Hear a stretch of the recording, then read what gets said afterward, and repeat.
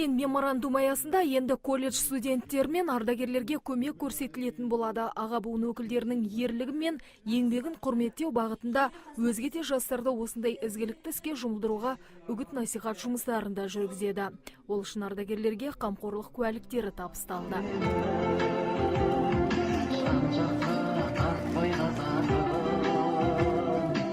Арамыздағы бүгінгі ұрпақтарға, әсіресе жас ұрпақтарға бұлар батыр, ата, апа болып есептелінеді. Өкінішке қарай, бүгінгі күндері сол ұлы отан соғысы ардагерлері саны азайып барады деуге болады. Бүгінгі таңға небәрі 449-ақ қалды. Оның 151-і төсек тартып жатқан бабаларымыз бен апаларымыз.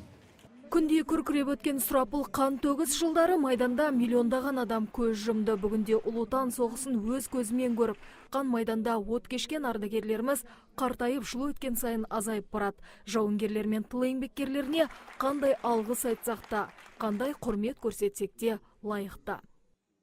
Ең жас Советтер одағының геройы Талғатбек Елеусизов 18 жасында Совет одағының бас хатшысы.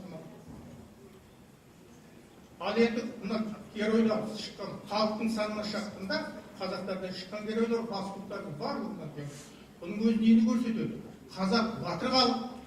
Біздер мына отырғанымыздың жастарымыз келешекте қазақ халқының басына ауыр күн түсетін болса, өзінің елін қорғауға еш нәрсесін аямай қорғайды дейміз. Біз соған мінекей осы жастар Қатары жыл санап кеміп келе жатқан ардагерлермен қатар өңірімізде 25.463 тыл еңбеккерлері де бар. Ал Шымкент қаласында Ұлы Отан соғысының 144 ардагері мен 5008 тыл еңбеккері тұрады екен. Сандуғаш Байзаққызы, Әділ Самаликов, Сұлтан Бақытжанұлы, ТВК телеарнасы.